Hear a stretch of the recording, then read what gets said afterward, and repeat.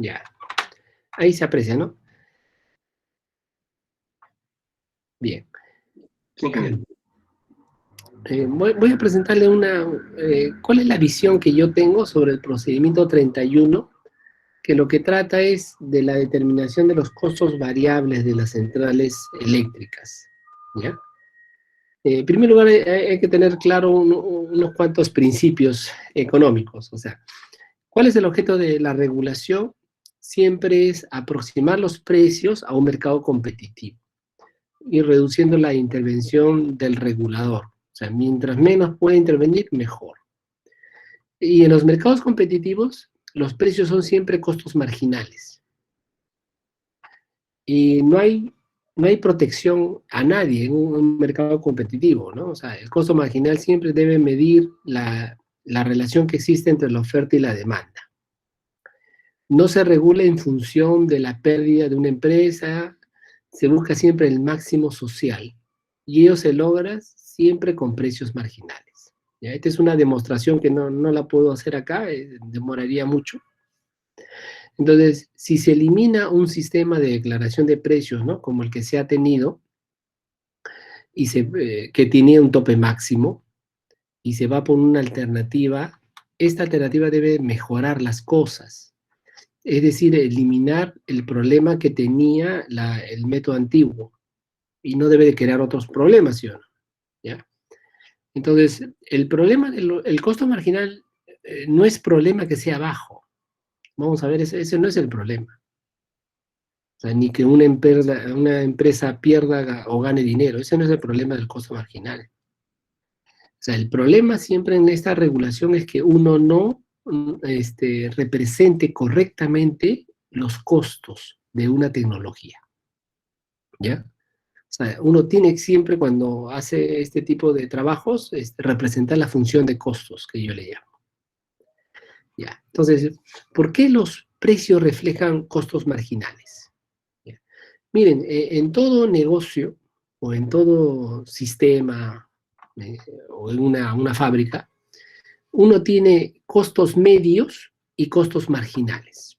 El costo medio es el que yo pongo CME, ahí lo pueden ver, y el costo marginal es esta línea roja que dice CMG, ¿ya? El cruce del costo medio y el costo marginal es lo que se le llama el óptimo. ¿Por qué? Porque los costos marginales pagan los costos medios, y si asumimos que los costos marginales al final son los precios a los que yo vendo un bien, sería que estaría en equilibrio, o sea, yo no tendría ni pérdida ni ganancia. Normalmente lo que las empresas buscan es que los precios sean mayores que el costo medio, o sea, que tengan una zona de ganancia, que yo lo pongo esto en verde. Lo que no les gusta es cuando el precio o costo marginal se reduce por debajo del costo medio, porque ahí tiene una zona de pérdida. Pero los sistemas competitivos funcionan así. Cuando hay mucha competencia y hay muchos actores, cada actor va colocando el precio en su costo marginal. Y si se reduce la demanda, los actores caros salen y solamente quedan los más baratos. Y los más baratos lo que hacen es bajar el costo marginal. Y eso le va a dar el precio a toda la economía. Y va a haber actores que pierden dinero, ¿ya? O pierden ganancia y no les va a gustar. Pero es así como funciona un mercado. Va a haber siempre zonas de escasez, donde los costos medios son altos, va a haber zonas de abundancia, o sea, tiempos de abundancia, donde los costos marginales son bajos. Por ejemplo, los monopolios, para que usted lo sepa, tienen costos marginales muy bajos. Por ejemplo, la distribución eléctrica, la transmisión eléctrica, tienen costos marginales muy bajos. Tan es así que la tarifa no se saca con el costo marginal, la tarifa se saca con costos medios, porque son monopolios, no son competencia. En cambio, la generación eléctrica sí se saca la tarifa en función de costos marginales, porque se asume que están compitiendo, pues. ¿Ya? Entonces, los costos marginales siempre tienen que reflejar el costo de oportunidad de producir una unidad de energía adicional. ¿Ok? El costo marginal solo será igual al costo medio en el óptimo. Fuera de ello, no lo va a hacer. Entonces, si el sistema está desadaptado, ¿desadaptado qué quiere decir? O hay mucha oferta comparado con la demanda, o viceversa. ¿Ya? No está en un equilibrio eficiente, digamos, ¿no? Entonces, siempre el costo marginal va a variar, ¿ok? Entonces, si el costo marginal está muy bajo respecto al costo medio, no significa que haya que subir el costo marginal. Eso no es así. O sea, aquí las empresas tienen que aprender a perder dinero cuando hay sobreoferta, ¿ya? Y por último, no se regula nunca en función de costos medios, ¿ya? El costo medio para mí es una evaluación más, pero yo no regulo en función de eso. Yo regulo en función de la curva de costos marginales. Otro tema que tienen que darse cuenta ustedes es la diferencia entre Osinermin y el COES en este tipo de regulación. Por ejemplo, acá yo le señalo, ¿no? El COES es el operador del sistema y su mandato está dado en estos artículos 12, 13 y 14 de la ley 28832. Estos sustituyeron a los antiguos artículos de la ley de concesiones, por eso que estoy colocando lo que hoy día rige. Mientras que Osinermin es un regulador de tarifas, ¿ya? Y su mandato está en el artículo 47 de la ley de concesiones, la 25844. ¿Ok? O sea, pero además Osinermin tiene una función de aprueba procedimientos técnicos para el operador. ¿Ya? Entonces hoy día estamos en ese tema. O sea, Osinermin no va a regular los costos variables, no va a decir cuánto es, no.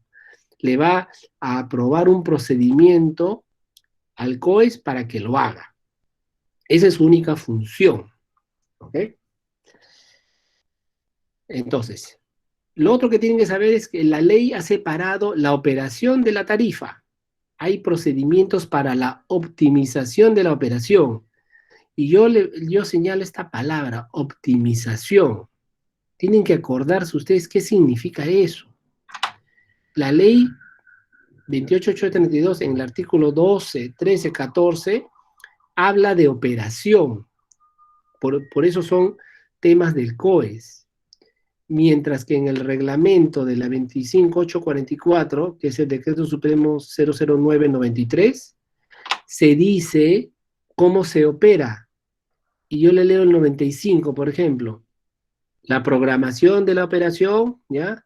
Tiene que llevar a minimizar costos de operación y racionamiento. Minimizar costos. Ese es el sentido de la optimización, ¿ya? Y el artículo 99 te pide información sobre los precios de los combustibles que vas a usar. El 99 solamente regula información, pero no te dice cómo tienes que hacer la optimización. Ya, este es algo general que lo debería de saber el regulador y el operador, ¿no? ¿Ok? Entonces, por otro lado, no se confundan con lo que se llama precios máximos de generador a distribuidor por servicio público. Cuando ustedes lean en la ley, servicio público significa mercado regulado, ¿ya? O sea, el generador le vende al distribuidor a un precio fijado, ¿ya? O sea, no hay mucha competencia acá y hay un tema de que el regulador dice cuál es el precio. Y esto lo ven en la 25844, que es la ley de concesiones, en el artículo 47. Y la palabra clave acá es precios en barra. Cuando vean ese término que se llama precios en barra, es un precio regulado de generador a distribuidor. Y en el reglamento, cuando habla del 124, está hablando de precios en barra, porque dice en lo que se refiere al artículo 47. Y aquí habla de costos de combustibles que se usan para los precios en barra. Es diferente este precio, porque este es un precio máximo, ¿ya? Es diferente que el que se usa en la operación, no son iguales. A veces hay gente que lo quiere confundir. Y respecto al gas natural, en el año 2000 se reguló eso con este decreto 016, ¿ya? Y se tenían dos artículos, el artículo 5º y el artículo 6º. Y si ustedes ven, el artículo 5 está apuntando al artículo 99 del reglamento. Entonces, está apuntando al corto plazo. Mientras que el artículo 6 está apuntando al artículo 124 del reglamento, quiere decir la tarifa de barra. Son dos cosas diferentes, ¿ya? Y antes se decía, todo esto que yo lo he subrayado, decía pues que para la operación el precio del gas es declarado, ¿ya? En cambio, el artículo 6 a la derecha decía, para la tarifa de barra, que son precios máximos, se va a usar el precio del gas de boca de pozo, se va a usar el 90% de la tarifa de transporte, el 90% de la tarifa de distribución. Este artículo 6 no está eliminado, ¿ya? Entonces, este artículo, el quinto, ha sido reemplazado por el Decreto Supremo 031-2020. O sea, el año pasado, en diciembre salió, ¿ok? Mientras que el artículo 6, ustedes tienen que darse cuenta de algo. ¿Por qué se asumió el 90% de la tarifa de transporte y 90% de la tarifa de distribución? ¿Por qué? Porque aquí asume que el 90% es variable y el 10% es fijo. Eso es lo que asumió este artículo. O sea, solamente el 90% de la tarifa de transporte es variable, como máximo. ¿Ya? Entonces, eso es algo que ustedes tienen que entender, que no siempre es el 100%. ¿Ya? Esta es una asunción como tope máximo. Entonces, cuando sale el decreto 031, que yo le pongo la parte resolutiva, lo que dice es, el artículo primero, esto se saca para determinar costos variables de las unidades de gas, costos variables. No dice para determinar el precio del gas, no se necesita en sí determinar el precio del gas, sino su costo variable. ¿Ya? ¿Ok? Y esto se hace para el artículo 99, que ya les mencioné, y que se dice que hay que traer un informe. ¿Ya? El lado derecho, el artículo 2, te dice que el procedimiento lo propone el COES, y el COES, en el PR31, esto va a ser evaluado por OCINELMIN, y al final OCINELMIN sacará el nuevo procedimiento. ¿Ya? El que aprueba el procedimiento es OCINELMIN, que lo han visto que está en la ley.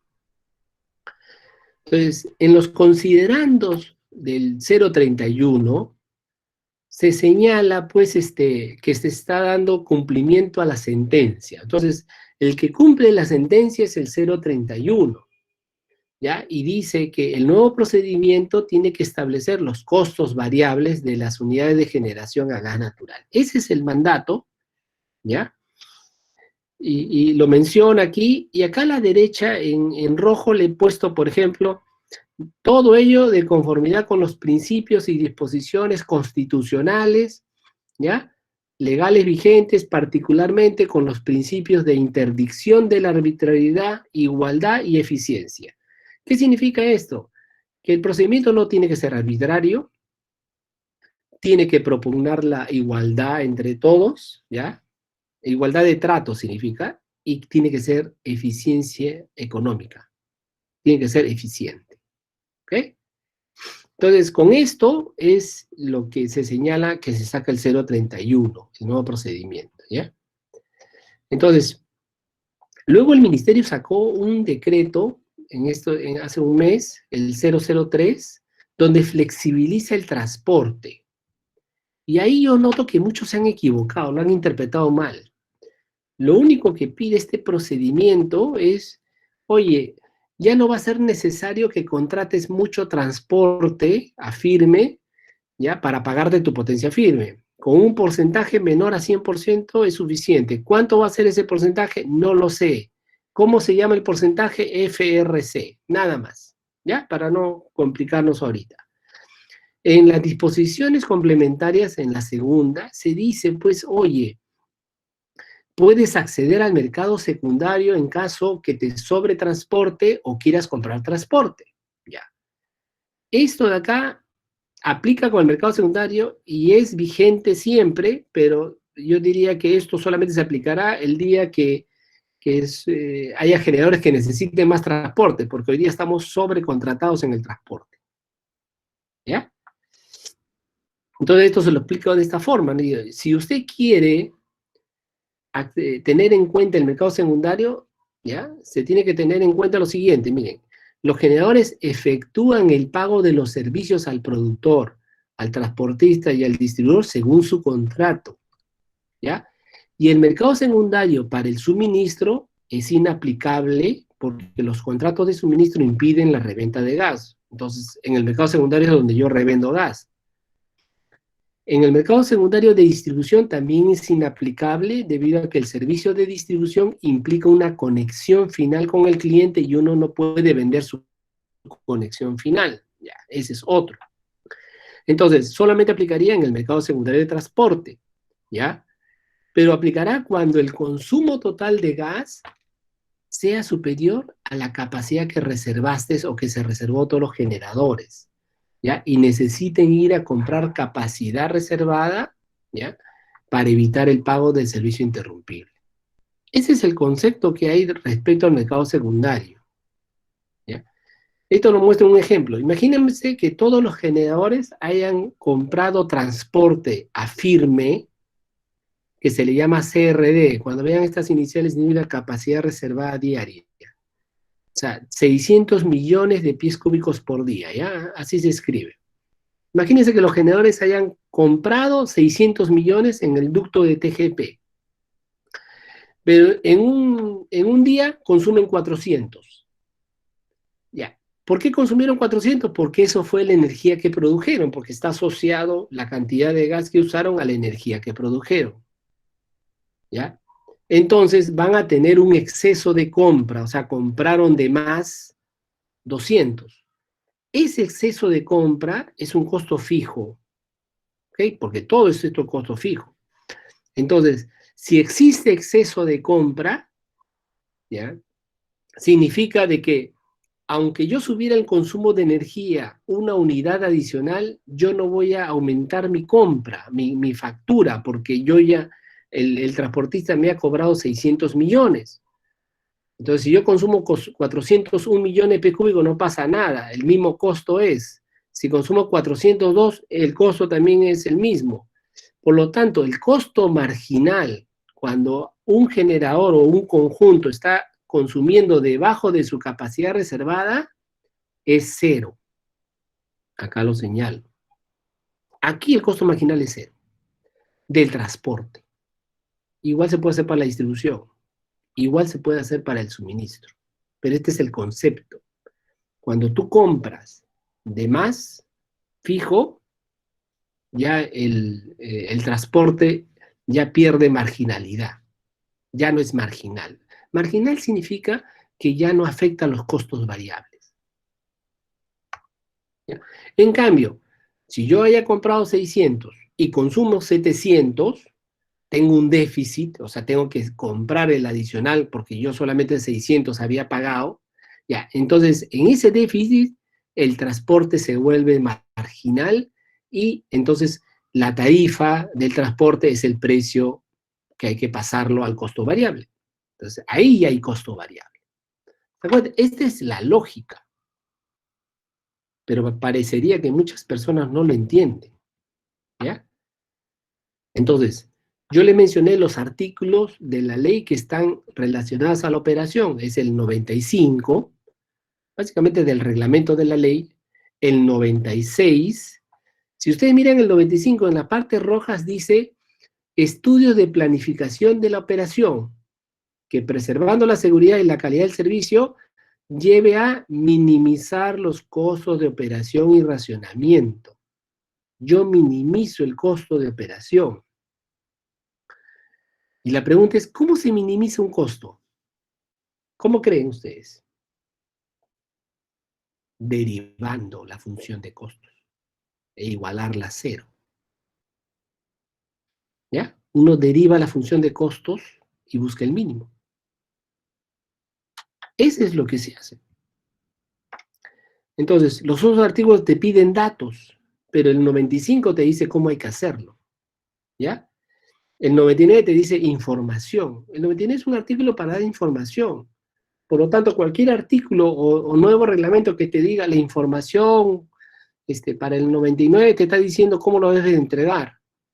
Pero cómo se calcula el costo variable es el artículo 95. Entonces, ¿qué pasaba pues al inicio de Camisea, cuando recién estaba en concepción Camisea, año 97? Se tenía el dilema de los costos fijos y los costos variables. ¿Por qué? Porque toda central tiene costos fijos y costos variables, asociados al combustible, asociados a la inversión, asociados al mantenimiento. Yo acá le pongo varios ejemplos, ¿ya? Ejemplo, la hidráulica. Una hidráulica, casi todo es costo fijo. Las barras azules o los rectángulos azules son costos fijos, mientras que las barras rojas son costos variables. Entonces, uno en el sistema va a tener centrales con mucho costo fijo y poco costo variable y viceversa. Por ejemplo, en el lado derecho uno ve el ciclo simple con diésel. Es una turbina de gas que tiene poco costo fijo, pero mucho costo variable, porque el diésel es muy caro. Entonces, van a haber centrales de gas que tienen contratado mucho más transporte, otras tienen menos transporte, ¿ya? Entonces, su costo fijo va a variar. Yo he puesto acá varios casos. Cada caso es válido. No hay uno mejor que el otro. La ley reconoce esto. En la libertad de empresa uno puede firmar el contrato como le dé la gana. Al igual que yo puedo poner la hidráulica que me dé la gana. Total, ¿qué es lo que dice la ley? A mí no me importan los costos fijos. Yo solamente para la operación voy a tener que tomar los costos variables. ¿Ya? Entonces, ¿cómo se definen los costos variables de energía? Y aquí pongo una entre las tecnologías para que se den cuenta, ¿no? Poniendo la hidráulica, la solar, eólica, biomasa, carbón, gas natural, residual, diésel. Porque a veces creo que muchas personas no lo entienden. Por ejemplo, la inversión para todos es un costo fijo. ¿Ya? Creo que eso todos entendemos que la inversión es costo fijo. ¿Entra en la optimización de la operación? No. El OIM, que es operación y mantenimiento, tiene una parte fija y una parte variable. La parte variable es lo que se llama CBNC, costo variable no combustible. Por ejemplo, la solar y la eólica no tiene OIM variable. Porque una solar que usted pone en un campo, depende de cuánto el sol lo ilumine para que le haga limpieza, no. Usted va a hacerle la limpieza, va a hacer el mantenimiento independientemente si el sol lo ilumina o no. O sea, la biomasa, en cambio, sí, tiene una parte fija y una parte variable, ¿ok? El carbón también, respecto al OIM nada más, el gas natural también. Ya, acá he señalado en rojo que tiene un costo variable no combustible. Esos costos variables no combustibles los regula ya el COES o Sinermin ya los regula. El diésel también tiene, el residual también tiene, o sea, las centrales que operan con diésel o residual. En cambio, con la energía o combustible, la hidráulica, o sea, su energía es cero, no es el agua. Tiene costo variable cero. La eólica, cero. La biomasa, cero. ¿Por qué la biomasa cero?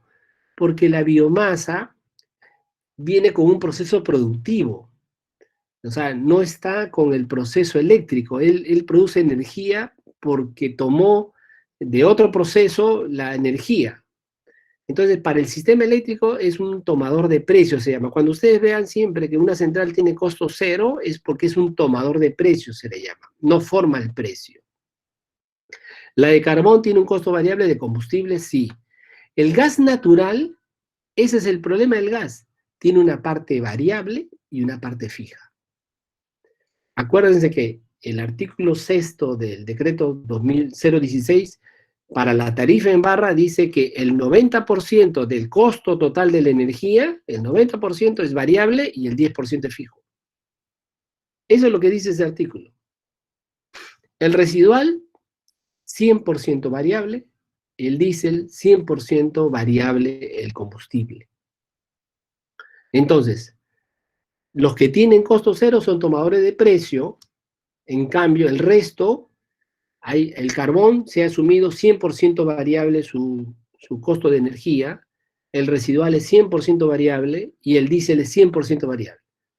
El problema es el gas natural porque tiene contratos take or pay y ship or pay, contratos de pago fijo o de pago mínimo para la molécula y para el transporte y la distribución. Eso es lo que hace la diferencia. Así es como se comercializa en el Perú el gas y en otras partes del mundo. Entonces la energía, nuestro gran problema es qué parte es variable. Ese es el problema del procedimiento, qué parte es variable y cómo lo hacemos. ¿Ya? Entonces, aquí le muestro un procedimiento de optimización. Lo que busca es el balance de oferta y demanda y sacar el mínimo costo. ¿Ok? Donde en la oferta yo tengo tecnologías de generación, las cuales tienen costos fijos y costos variables. Hay que aprender a separar los costos. ¿Ya? A largo plazo, todos los costos fijos se vuelven en variables, a largo plazo. ¿Ya? A corto plazo no. Mientras que la demanda tiene restricciones, que hay que satisfacer la demanda, ¿no? La suma de las energías producidas debe dar la demanda y la capacidad debe ser también conseguida.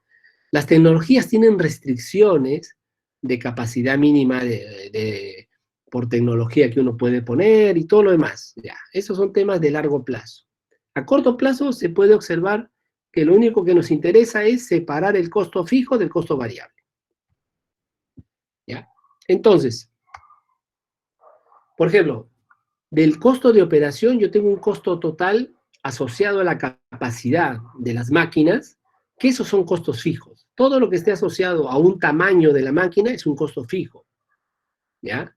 Todo lo que esté asociado a una compra fija de gas es costo fijo.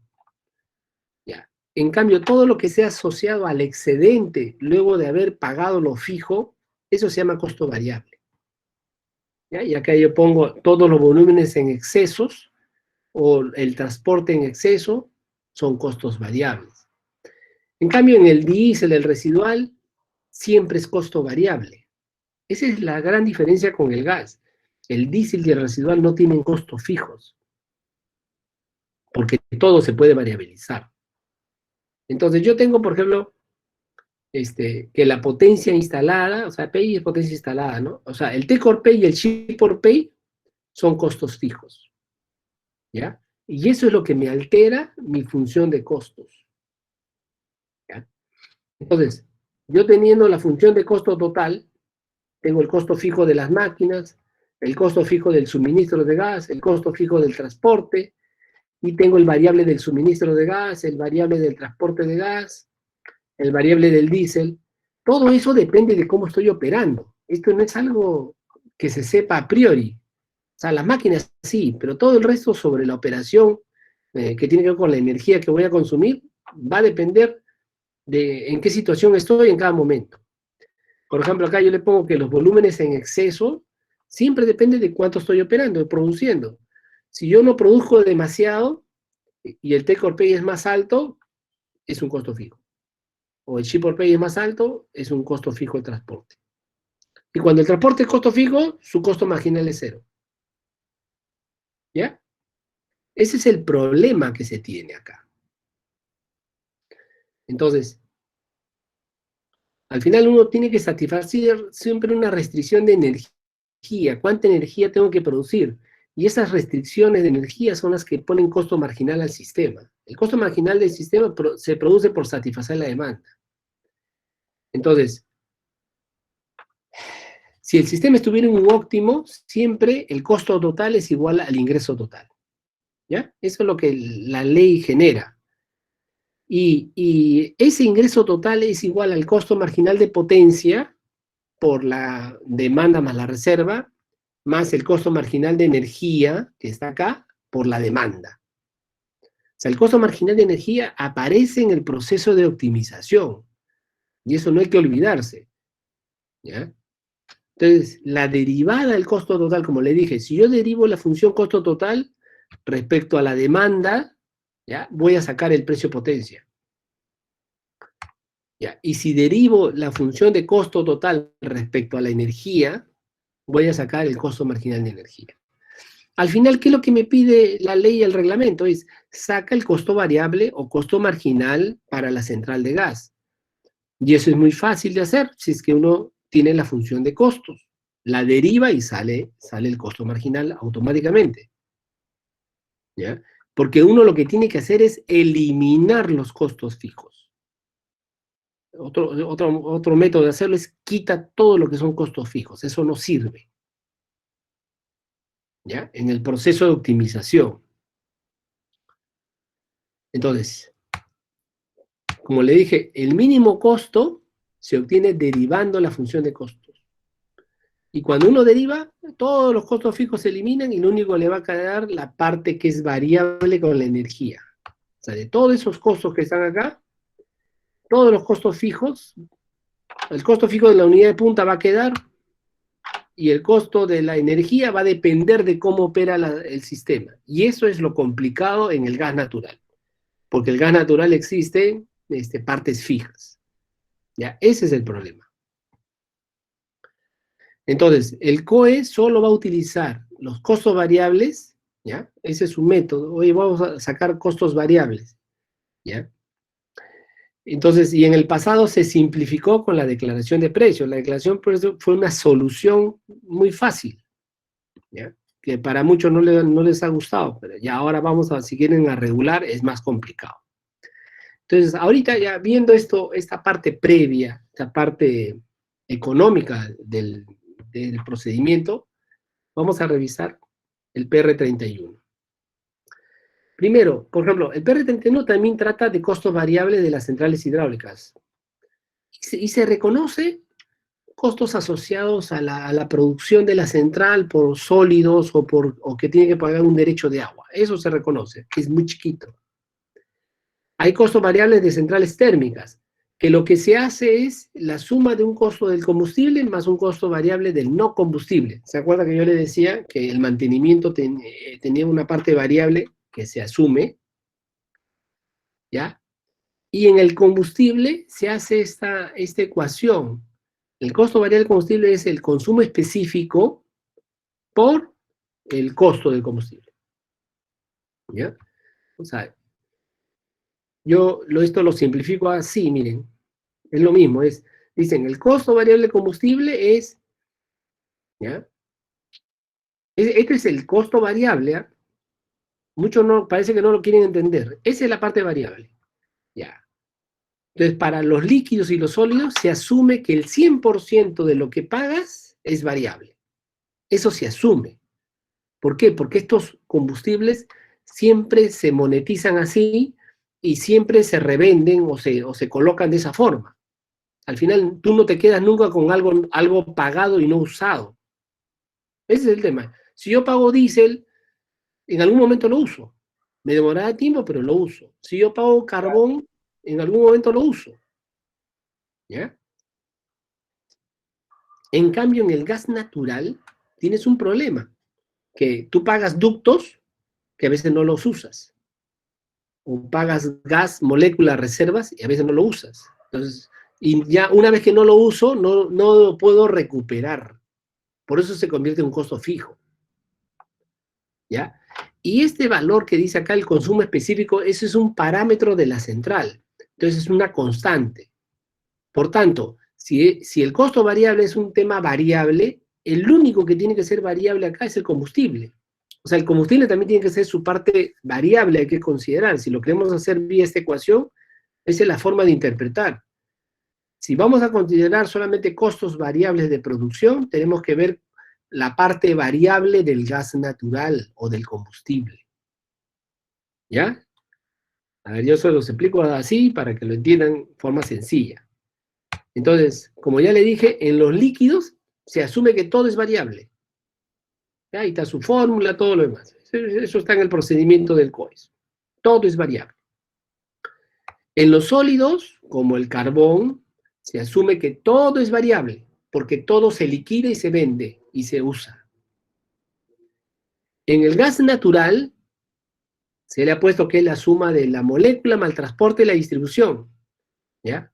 Pero todavía aquí no se ha definido cómo se calcula cada parte, eso lo vamos a ver ahorita, ¿ya? No, pero todo tiene que ser variable también, o sea, el suministro, la parte variable de la molécula, la parte variable del transporte y la parte variable de la distribución. Eso es lo único que puedo tomar acá, ¿ya? Entonces, en el precio del suministro, el COES pone esta fórmula, que al final es un ponderado de precios del suministro unitarios diferentes de cada suministrador, ¿ya? Aquí está asumiendo que toda la molécula es variable. Aquí no ha considerado el take or pay, ¿ya? Para nada lo ha considerado, lo cual eso ahí está mal, ¿ya? Entonces, ese es el primer tema que tiene esta fórmula de malo, ¿ya? Entonces, ejemplo, miren, yo les comento, ¿no? Imagínense una, ¿ya? Que tiene 100 megavatios, aquí lo pongo, tiene un consumo específico de combustible de 7 gigajoules por cada megavatio hora, va a operar 720 horas en un mes, más o menos 30 días, uno multiplica, le saca la energía total al mes, esa energía multiplicada por 7 le da gigajoules, ¿ya? Yo le digo, si tuviera un take or pay del 50%, significa que como mínimo pago 50%. La línea roja es si yo pagara todo en función de lo que consumo de gas. El consumo de gas está en el eje horizontal y el pago está en el eje vertical. La línea roja es mi costo variable si yo pagara siempre así. Pero el take or pay lo que hace es hace un corte en la línea de costos y establece un valor fijo. ¿Ya? La función de costos sigue esta línea. Entonces, la pregunta es, ¿cuál es el costo marginal cuando uno produce al 25% del tamaño de la máquina? O al 30%, o al 40%. ¿Ya? El costo marginal es cero. Por eso lo pongo acá, el costo variable es cero. Pero cuando produce por encima de 50, el costo variable ya tiene valor porque tiene la pendiente, que es 1.5 dólares el gigajoule, que es la tarifa. Por el consumo específico, eso da 10,5. Ese es el costo variable. Entonces tiene dos valores diferentes para la máquina, no tiene un solo valor. Ese es el error en el procedimiento del COES. No considera la forma que la central tiene que operar. No es un solo valor. ¿Ya? Entonces, el procedimiento aquí no refleja la realidad del contrato de gas. En el transporte, tiene un método, acá en el 2.2, y un método transitorio, donde lo único que he hecho es eliminar el pago firme, ¿ya? Pero esto de aquí tampoco es exacto a la realidad. Esta es una simplificación, este es un costo medio, no es un costo marginal. ¿Ya? Acá también tiene un problema. Y se lo explico de la misma forma. Imagínense que en el transporte, la tarifa del transporte sea, aquí le puse creo que $1 el gigajoule, ¿ya? Y que contrata 75% como ship or pay. Ship or pay se le llama capacidad fija de transporte, ¿ya? Entonces, todo lo que de gas iba a consumir, va a haber una parte fija y una parte variable. Y tiene el mismo concepto. Mientras hay un pago fijo, el costo variable es cero. Cuando supera el pago fijo, o sea, supera el ship or pay, ahí toma pendiente el costo variable. Entonces, o sea, esto es lo que hay que representar. Acuérdense, la ley y el reglamento le está diciendo optimice la operación. Y para optimizar la operación yo tengo que tomar la forma en que opera la central y los costos que se involucran. No es sacar un costo medio. Es el peor error que se comete es creer que es un costo medio. ¿Ya? Entonces, en esto el procedimiento no lo refleja. De esta forma no lo hace. Igual la distribución. Como la distribución está asumiendo que siempre va a haber costos fijos y no se puede variabilizar, él está poniendo que es el interrumpible entre la energía total. Ya. Esto también es un costo medio. Esto no es lo que uno quiere. Aunque este valor es chiquito, es un costo medio. ¿Ya? Entonces, la distribución tiene lo mismo. Acá he supuesto, lo único que he cambiado es el precio de la distribución, le he puesto 0.5, pero es lo mismo como el transporte. A veces la distribución se contrata al 100%. Si fuera al 100%, quiere decir que la distribución es cero siempre, su costo variable es cero. Si fuera al 90%, este eje que dice 75 se mueve hasta 90. Nada más. Entonces, se tiene que hacer una optimización por tramos. Pues lo que te manda este proceso es hacerlo por tramos, porque el procedimiento se tiene que ajustar a la realidad, no asumir otras cosas. Entonces, cuando uno representa de forma conjunta las centrales entre el costo fijo y el costo, no, entre la molécula y el transporte, yo aquí he puesto la parte de la molécula arriba y el transporte, uno se da cuenta que donde cambia la pendiente de los costos es donde uno puede partir las centrales, ¿ya?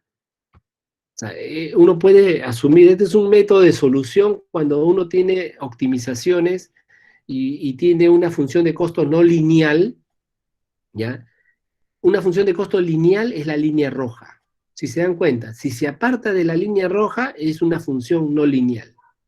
Y para hacer soluciones no lineales se hace solución por tramo.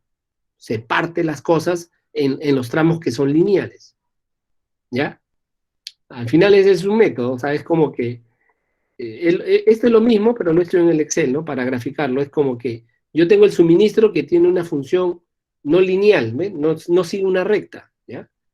O sea, pero en la parte que yo proyecto de suministro, yo sé que acá hay una recta, ¿ok? El transporte también no sigue una recta, cambia de pendiente. Entonces es una función no lineal. La distribución también es no lineal. O sea, tengo tres cosas que son no lineales. La suma también será no lineal, pero por tramos es lineal. ¿Ok? Entonces, cuando uno optimiza, uno puede hacer una solución lineal por tramos, se llama. Esa es la forma en que se debe de considerar. Entonces, yo tengo la función de costo total, que es esa que ustedes ven como en marrón, ¿ya? Que se dan cuenta que no se puede derivar de frente, se deriva por tramo, ¿ya? En cambio, el COES ha tomado la pendiente total. Esa es al final su propuesta. Cuando yo le digo costo medio es, sumo los costos y divido entre la energía. ¿Qué estoy haciendo? Una pendiente. Que eso no es lo que te pide. ¿Ok? Entonces, esa propuesta del COES solamente es válida cuando la central está al 100%. Solo ahí se cumple eso. ¿Ya? Si lo ven como precio del gas, si yo lo derivo, esa función de costos, yo puedo sacar el precio del gas. Y me sale un precio por tramo. Quiere decir que el gas no es un solo valor a lo largo de toda la curva de producción de la central. La curva de producción se llama factor de planta, está en el eje horizontal. Y en el eje vertical está el precio implícito del gas. ¿Ya? O sea, no es la suma total como pone la función el COES, es una suma por tramos. ¿Ya? Esto era mucho mejor. Pero si usted ve esta función por tramos, ahí es donde se hace un problema el COES, porque no puede poner un solo valor, tiene que poner 3 o 4 valores. ¿Ya? Y es como que yo tuviera la central dividida en 3 o 4 partes, dependiendo de cuánto es el chip por pay. ¿Ya? Entonces, el COES, al apartarse de la verdadera función de costos, crea una ineficiencia económica. Entonces, el método es ineficiente. Ese es el verdadero problema del método. Es ineficiente. Porque yo tengo que hacer un método que se aproxime a la función de costos de cada central. Entonces, el costo variable al final multiplicado por el coeficiente de consumo específico me sale el costo variable de cada uno. Entonces, la función de costo variable es esta línea marrón, no la línea punteada. Entonces, de nuevo, tengo una ineficiencia económica. Por eso el procedimiento no funciona. ¿Ya? Entonces, en conclusión, si quieres, es una conclusión previa. El objetivo del PR31 es determinar el costo variable de producción de las centrales que operan en el CEIN. La declaración del costo variable de las centrales a gas tenía por objeto simplificar la operatividad del PR31, pero según la sentencia tenía problemas de arbitrariedad, porque había una posible ventaja a centrales de gas en contra de las de diésel, cuando las de gas siempre le ganan, no importa por la declaración. Había un problema de igualdad de trato, porque se diferenciaba a las centrales de gas contra las de diésel, que son diferentes, pero ya.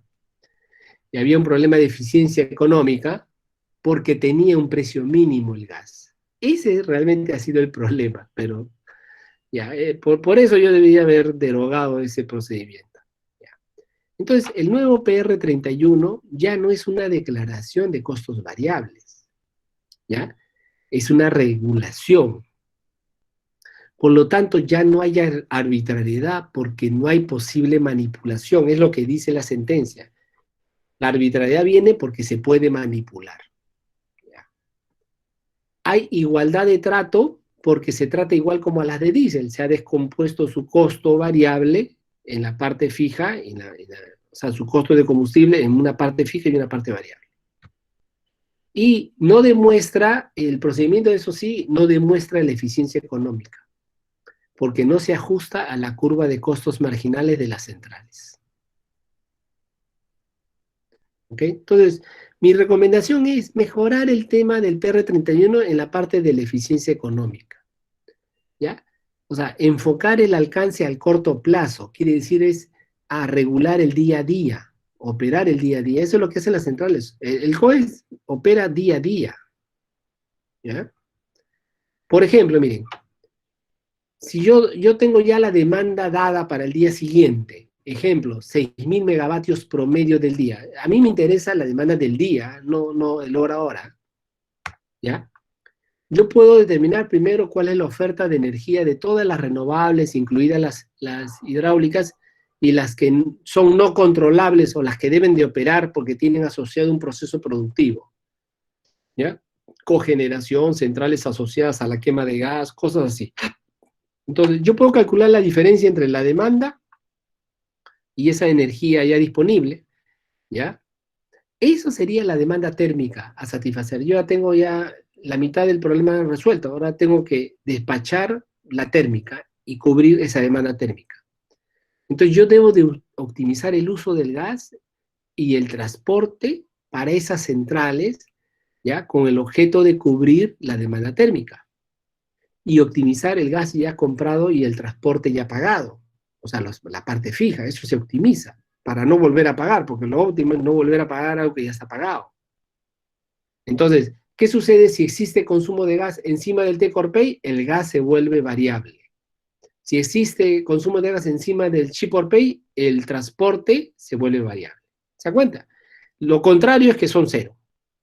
Así de sencillo lo que es la función de costo. ¿Ya? Entonces, de esa forma es como que uno puede sumar día a día y sacar el costo variable o costo marginal del gas. ¿Ya? Entonces, esto se hace día a día. No necesito mirar el pasado. Tengo que mirar el día siguiente. Ese es el problema que tiene el PR31. ¿Ya? Y les voy a mostrar un ejemplo para ver cómo se hace. Ya lo voy a hacer muy sencillo. ¿Ya? Ejemplo, estas son las centrales de gas. ¿Ya? Tengo 16 centrales de gas. Algunas son Malacas, es gas del norte, y Aguaitía es gas que está en el centro. ¿Ya? Tengo María. Tengo unos tamaños de megawatts instalados. Hay 4.253 megavatios instalados.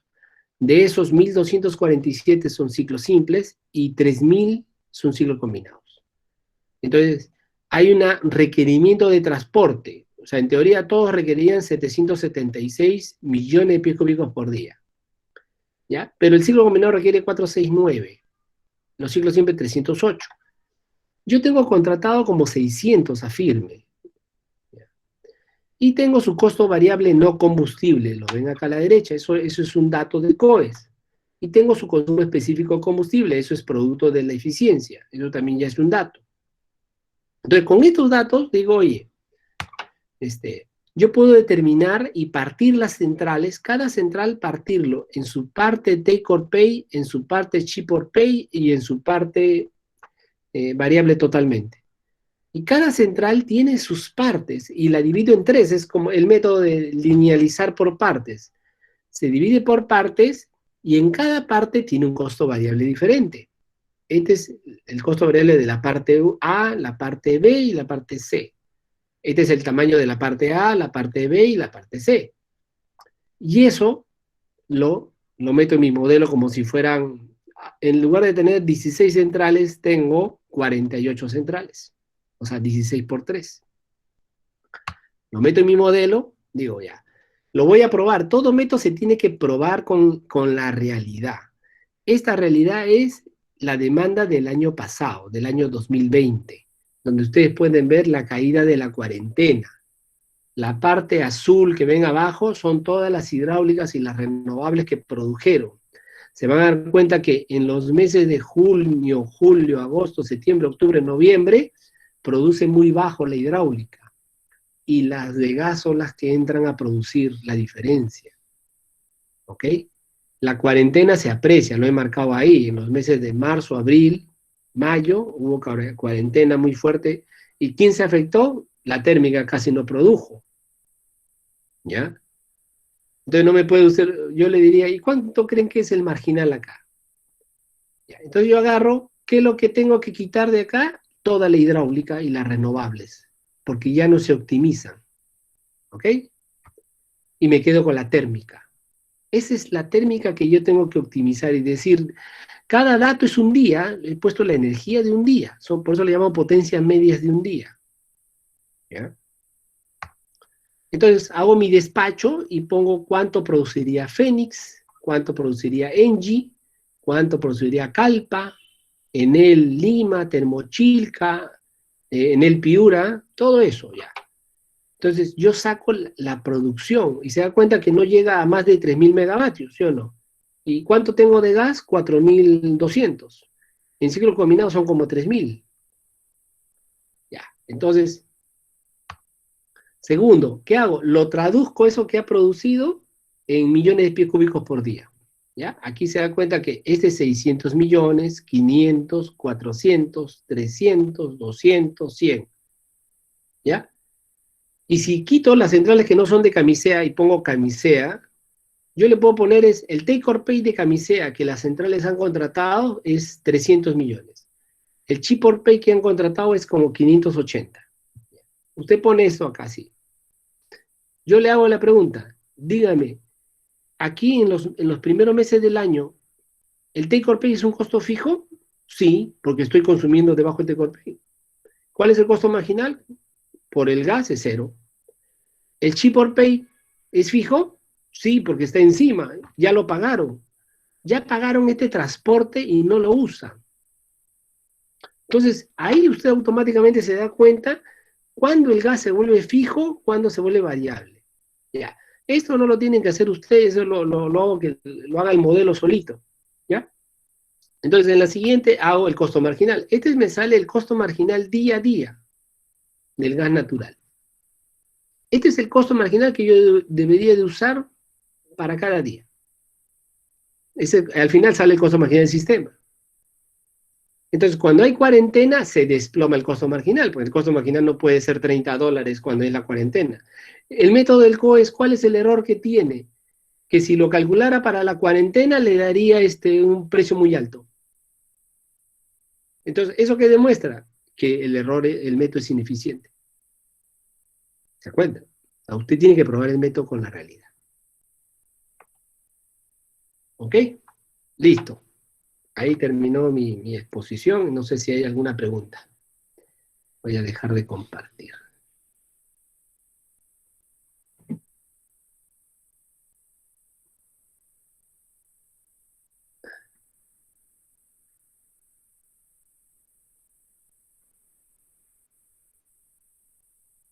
No sé no sé si estamos conectados.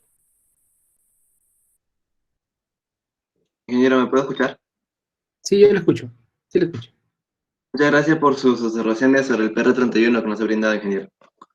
Ya. Pasaré a las rondas de preguntas. Eh, Tenemos por el momento dos. La primera fue formulada por José Abel. Dice, para tener un bajo costo de generación eléctrica, ¿cómo se debe manejar el factor de carga y el factor de diversidad? A ver, a ver. A ver, si me repite la pregunta, porque, a ver, no la escuché muy bien, a ver si... ¿Está bien? José Abel pregunta, para tener un bajo costo de generación eléctrica, ¿cómo se debe manejar el factor de carga y el factor de diversidad? Ya, creo que me está hablando desde el punto de vista de un cliente, ¿no? Si no, yo creo que lo asocio como que un cliente, ¿cómo hace para tener un bajo costo de la electricidad? Entonces, lo que tiene que hacer todo cliente es tratar de evitar la noche, ¿ya? ¿Ok? Y tratar de que las máquinas no operen todas juntas. Entonces, eso es a mí lo mismo, es lo que se llama la diversidad de la máquina o la simultaneidad de la operación de sus motores, ¿ya? Por ejemplo, eso siempre yo le recomiendo a los clientes, ¿no? Traten que en la noche no prendan todas las máquinas, o sea, o pararlo en lo que no van a necesitar, ¿ya? Y eso le va a reducir fuertemente su factura de energía. Sí, la siguiente. ¿Está bien? Ian Mario Tocas Chipana pregunta también, Ingeniero Espinosa, ¿usted cree que el TOP y SOP ha generado una distorsión grande y mayor confusión en cuanto a la determinación de precios? O sea, creo que mejor te lo digo de esta forma, o sea, no que genera una distorsión, ¿ya? Sino que genera discontinuidades en la curva de los costos. Si tú te das cuenta, esos peldaños son discontinuidades, porque normalmente los modelos del COES, todo, están armados para que la central tenga solo un costo variable. O sea, cada central tiene un solo costo variable y tú optimizas con un solo costo variable. Pero cuando la central tiene take or pay y ship or pay, tiene varios costos variables a lo largo de su curva de producción. O sea, dependiendo si está al 50% y ahí está el take or pay, cambia, salta su costo variable, comienza a cambiar. Entonces, eso se sabía en el año 2000. Entonces, en el año 2000, como los modelos que teníamos eran muy simples, decíamos no podíamos eso programarlo. Entonces, para no programarlo, la solución más práctica es, oye, dejemos que cada generador diga cuál es su costo variable. Total, lo único que se protege es un tope. Tú pones un tope máximo, igual como el artículo sexto del decreto 016 pone un tope máximo al gas que se usa en la tarifa de barra, igual se pone en el gas que se usa en la declaración. Tenía un tope máximo que era el tope de camisea. Entonces, con eso se protegía y se hacía simple. Sino que ahora se han metido en un problema más grande porque es complicado hacer esto. Ustedes se darán cuenta que es complicado separarlo. ¿Ya? A la siguiente. Luis Emilio Espinosa pregunta, en la propuesta presentada por el COES, hay una parte donde ellos mismos dicen que la propuesta presentada funcionaría si el mercado secundario del gas estuviera funcionando. ¿Comparte esa idea de que el mercado secundario es necesario o a pesar de ello seguirá mal la propuesta? No, o sea, el mercado secundario resuelve si funciona, pero funcionar no significa de que haya la norma, significa de que haya gente a las cuales venderles tus excedentes, ¿ya? Entonces, imagínense, el COES, los generadores han comprado 600 millones de pies cúbicos de transporte, ¿ya? ¿A quién se lo van a revender? ¿A ellos mismos? ¿Ya? Entonces, y ellos consumen 400, o sea, les sobra 200. ¿Y hay alguien que te pueda comprar 200? No existe. ¿Cuándo esto se va a eliminar? Cuando la demanda crezca y entren nuevos generadores y pidan transporte, le pueden ir a comprar a los generadores actuales e ir dosificando y arreglando el problema. Por eso que este problema se resuelve creciendo la demanda. Nada más. Está bien. Siguiente pregunta. Raúl Lara. Ingeniero, buenas noches. ¿Usted cree que logrará o no la introducción del mercado secundario del gas natural, la dinamización del transporte y distribución del gas? Mire, si se arregla varias cosas del mercado secundario, porque hasta ahora no hemos tratado las mejoras que van a hacerse al mercado secundario, eso todavía el ministerio ni lo ha sacado, ¿ya? Pero publicó una norma. Pero el objeto, ¿cuál es? ¿Ya? Para la generación eléctrica, ¿cuál es? Es que haya una compra única de gas y de transporte. ¿Ya? Es ineficiente que cada generador compre por separado, porque cuando uno suma, compran de más. Cuando hay de más, ocurren estos problemas que han visto ustedes. Entonces, se quiere llegar a un esquema donde haya un gestor del gas, se llama. El gestor puede ser el mismo COES, ¿ya?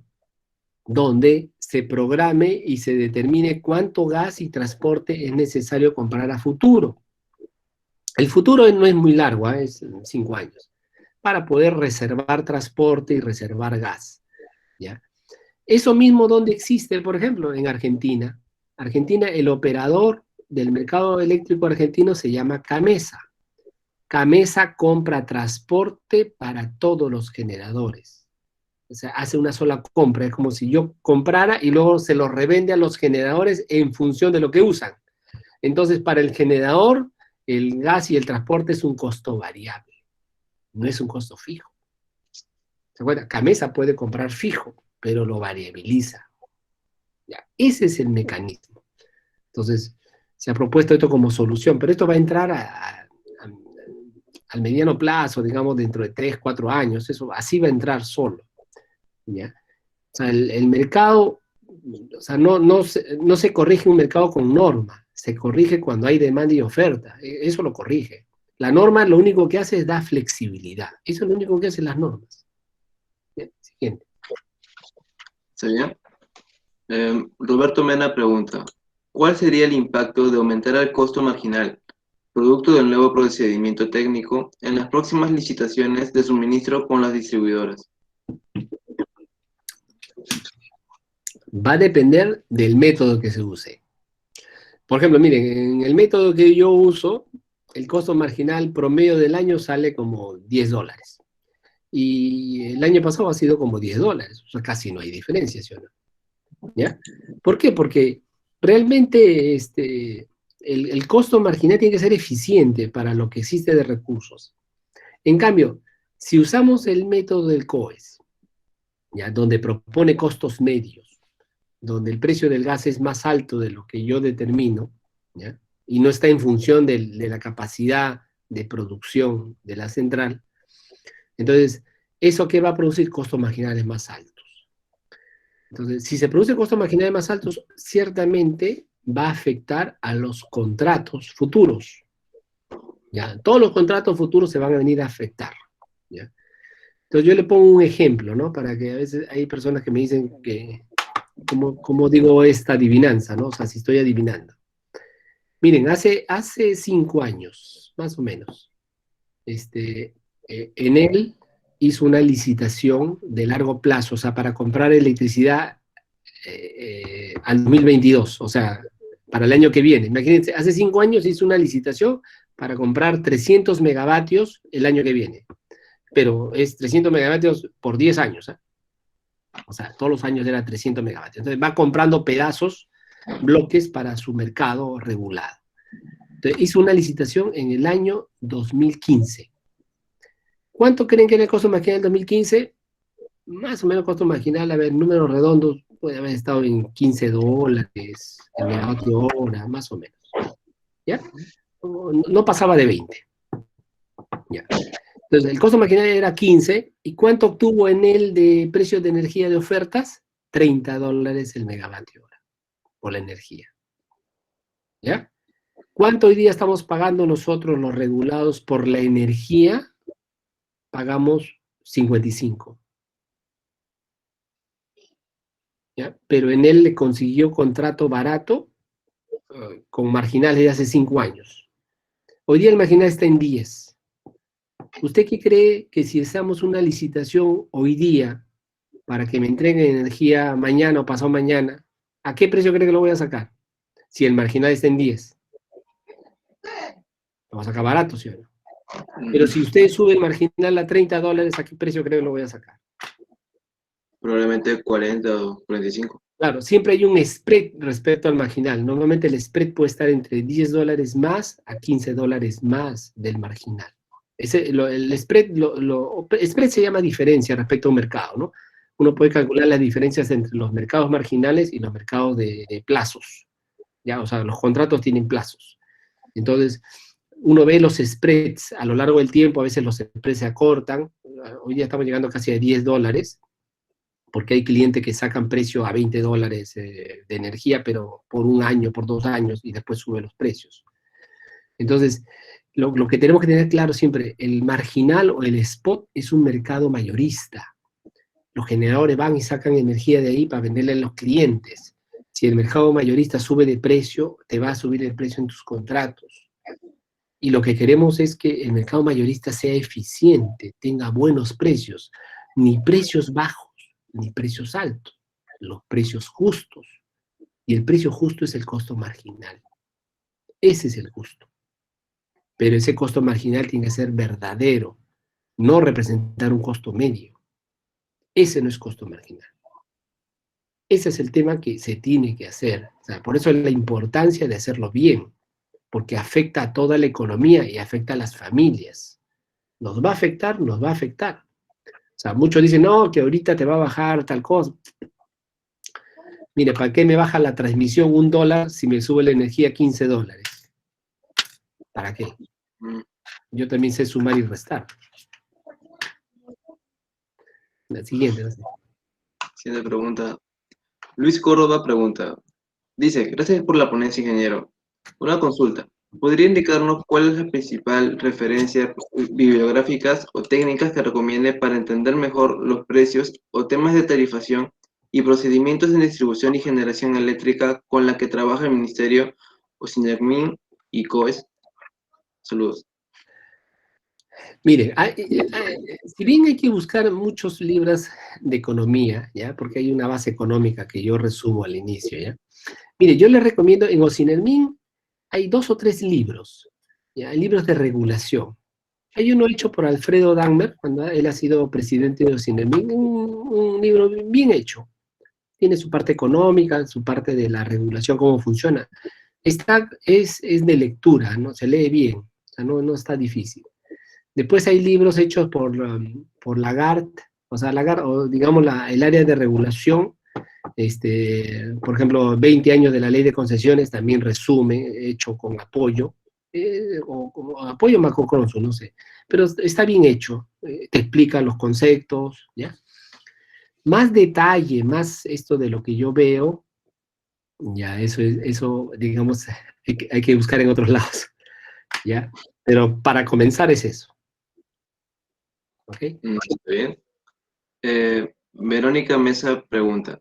En el caso que el MINEM elimine el top ISOP, ¿se tendría que modificar el PR25, el precio del gas natural, si sería solo costo variable? A ver, usted se da cuenta del método que yo he puesto, ¿no? El método que hace es un despacho día a día. ¿Ya? El método no depende de si hay, digamos, alguna norma o no, depende de preguntarle al generador, ¿cuánto has pagado de costo fijo de transporte? O sea, ¿cómo es tu factura de pago? Y con eso lo saco. Si mañana el generador paga menos take or pay o menos ship or pay, automáticamente lo reflejo en un tema operativo. No tengo que cambiar ningún método. ¿Te cuenta? Esa es la bondad de este método. No tengo que hacer ningún supuesto. Solamente saber armar la función de costos. Ya, lo otro es, el take or pay es una libertad que tiene el productor de gas. El productor de gas con los clientes le puede firmar más o menos take or pay, es un tema de él, ¿ya? Hay generadores que hoy día están negociando take or pay más bajo, ya, eso mejora para ellos. O sea, a veces mucha gente ha pensado que es bueno para el generador firmar alto take or pay y alto ship or pay, ¿ya? O sea, TOP o SOP, ¿ya? ¿Usted cree si fuera generador pagaría cosas fijas sin saber si va a producir? ¿Usted cree que ese es un negocio para un generador? Conviene No, ese es bastante. un riesgo. Ellos quisieran pagar todo variable. Si tú le preguntas a cualquiera, usted dice, oye, yo quisiera pagar variable, sí. Si no trabajo, no pago. Y si trabajo, pago. Total, el sistema me va a pagar la energía. Entonces, el mejor mundo para ellos es parecerse al diésel. El diésel se consume, se paga, no se consume, no se paga. ¿Se da cuenta? En cambio, en el gas se tiene que reservar, porque el transportista te dice, no, compadre, me tienes que reservar ducto. Si no me reservas ducto, no te doy. ¿De acuerdo? O sea, ese es el problema de estos mercados, el gas natural. Entonces, si usted quiere resolver el problema del transportista, tienen que intervenir el Estado garantizándole transporte. Entonces, ahí ya entra el Estado como garante. Ya, eso existió cuando inició Camisea, en el año 2004, existió la GRP. La GRP le garantizaba un pago mínimo al transportista. ¿Cuánto era ese pago? 450 millones de pies cúbicos por día. Entonces, y los transportistas, ¿cuánto creen que consumía el generador en el año 2004? Consumía 50 millones de pies cúbicos. Y teníamos que pagarle a TGP 450. La diferencia, ¿quién cree que lo ponía? El sector eléctrico, vía un cargo en la transmisión. Pero esa diferencia se fue extinguiendo cuando la demanda subió. Por eso que la solución es la demanda. ¿Ok? Listo. Creo que Entonces, serían señor, las preguntas. Parece que son todas las preguntas, ingeniero. ¿Tiene algunas palabras de despedida? ok, no, sí, les agradezco la presencia, ¿no? Espero que les haya gustado la exposición, ¿ya? Yo creo que a veces es muy larga para el tema, y discúlpenme si he pasado un poco rápido, ¿no? Para no hacerlo tan larga, ¿ya? Lo importante que ustedes ven es que estas cosas se puedan conversar, se puedan discutir y presentar. Cualquier otra persona va a tener su parecer diferente, ¿ya? Lo único que yo pido es que cuando alguien le presente algo, le haga una exposición técnica, ¿ya? O sea, sin necesidad de... Yo no recurro a que pobrecito que el señor está perdiendo plata, que pobrecito los jubilados. Yo le digo, la regulación es eso. La regulación es reconocer el costo eficiente. Eso nada más es. ¿Ya? O sea, hay muchas personas que a veces tienen también su camiseta de la empresa, ¿no? O sea, su empresa tiene problemas, ok. Pero dense cuenta que una cosa es el problema de la empresa y otra cosa es el problema de la sociedad. La ley de concesiones está pensada en la sociedad. Por eso que busca costos eficientes en los costos marginales. Eso es lo que busca. Yo a veces digo, ¿no? O sea, ¿acaso es malo que el costo marginal esté bajo? Cuando el costo marginal ha estado muy alto, ejemplo, ha estado en $100, en $200 el megavatio hora en un mes, ¿alguien ha salido a decir, pobrecito, que la gente está pagando mucho? No, no. Nadie ve por el cliente cuando sube los precios. O sea, los generadores, todos los generadores se quedan calladitos. Por ese es el tema. O sea, al igual que no me preocupa a mí cuando el marginal está muy alto, no me preocupa cuando se haga cero.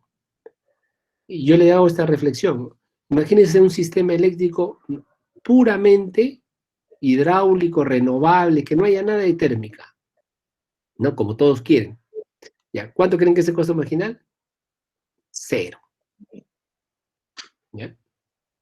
Un sistema hídrico puro es cero. ¿Está bien? Y usted me dirá, ¿y cómo se recupera la inversión? Fácil, en el precio de venta. Porque la gente cuando concursa con un cliente no solamente ve el marginal, sino ve su costo propio. Como todos estamos compitiendo, es ilógico que los generadores vendan a cero sabiendo que tienen que cubrir costos. Entonces ahí es donde se normaliza la cosa en el precio de venta. Pero el precio de venta tiende hacia la baja cuando hay sobreoferta. O sea, hoy día hay sobreoferta.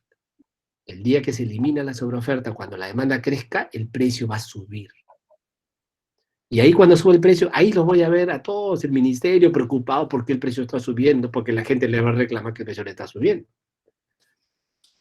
¿Ya? Es un tema de posiciones. No nos dejemos engañar. Esta es una exposición que yo les he hecho para que ustedes comprendan que es fácil resolver el problema, lo complicado es entender el tema de la función de costos. ¿Ya? Sí, es un tema un poco extenso también parece. Ok, muchachos, les agradezco su presencia y digamos, la paciencia. ¿Ya? Nos vemos en otra oportunidad. ¿Eh? Muchas gracias. Está bien, ingeniero. Gracias por sus palabras. Y seríamos encantados de tenerlo en alguna otra oportunidad. Ya, gracias. Hasta Eso es luego, todo muchachos. por el día de Gracias. hoy. Tengan muy buenas noches. Buenas noches. Gracias, ingeniero. Buenas noches.